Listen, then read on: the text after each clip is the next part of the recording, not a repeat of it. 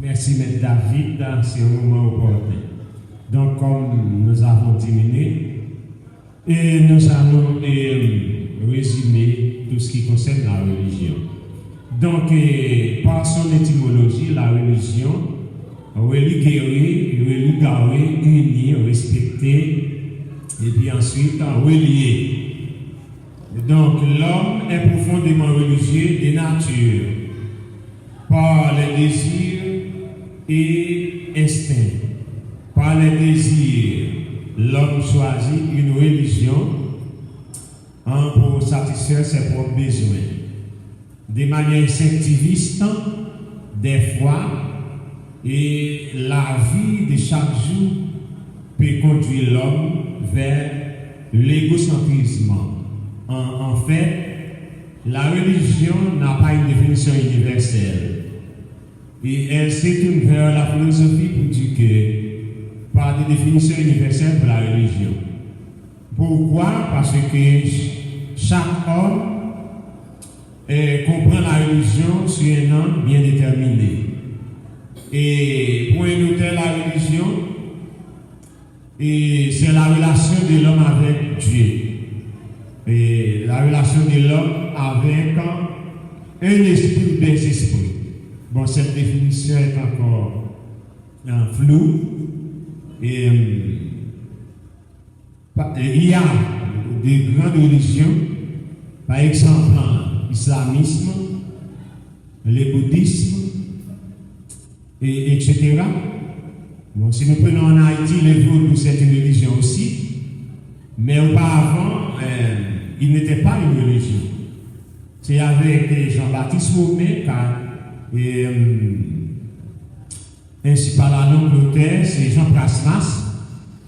Ils ont fait du vaudou une religion, mais il ne fait pas partie des grandes religions. Donc, quand on parle de la religion, il faut d'abord parler de la magie. Parce qu'auparavant, il n'y avait pas de religion. Elle a été tirée de la magie dont les mages, ils ont forgé leur destin en vue d'exploiter l'espace. Et une fois de plus, c'était la magie, surtout avec l'étude des astres, parce que les premiers philosophes, ils voulaient comprendre pourquoi les astres, quelles sont leurs importances. Voilà pourquoi ils s'étaient tournés vers l'espace pour avoir la magie. Donc, la magie a été dans l'espace et plus tard, la persécution de la magie entraîne les gens et à créer de la religion. Pour un père anique, l'homme crée la religion pour satisfaire ses propres besoins. Et pour un autre, l'homme crée la religion pour se protéger contre les persécutions de la magie. Et une fois que l'homme a une certaine inquiétude de la magie, d'où est née la religion. Cela veut dire que la religion n'y prend naissance pendant que l'homme vient faire magie, pendant que la magie a vu pas qu'à résoudre le problème société, et puis la religion vient prendre naissance dans le sens pour freiner et stopper l'inquiétude, la peur que l'on trouve dans la magie. Donc c'est ça.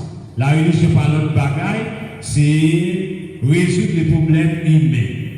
Mais, comme on dit, la religion, dans le sens universel, et la religion, c'est l'existence de l'homme telle qu'elle est vécue à travers ses relations surhumaines.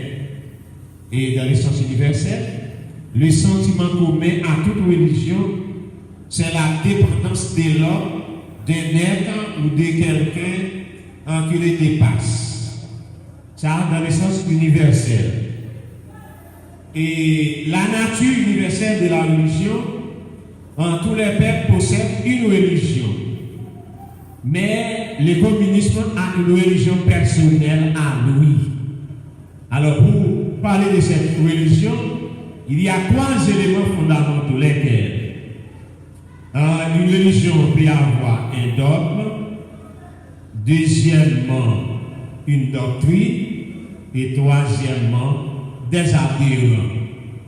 Et si une religion pas un dogme, les dogmes là capable positif, il est capable négatif. Dogme là négatif, c'est lorsque vous pas capable de définir, mais dogme là capable positif, par exemple, au nom du Père et du Fils, de manière régulière, ça fait partie des dogmes positifs, parce que l'Église catholique et autant pratique ces comportements. Là ici, c'est le côté dogmatique de la religion. Et une religion est une doctrine parce que cette doctrine-là permet de percer l'invisibilité. Parce que l'homme est à la recherche de l'invisibilité pour se protéger, donc il crée la religion. Et en tant que membre adhérent, la religion fait appel à des membres hors de cette activité. Et il y a le thème conversion. Le thème conversion peut se faire sur plusieurs angles. Donc, en un mot, la religion, c'est une relation de l'homme avec Dieu, avec un esprit ou des esprits. Et la religion peut ouvrir l'espace au développement. Pour y arriver, il y a un ensemble de nettoyages que l'homme doit se produire.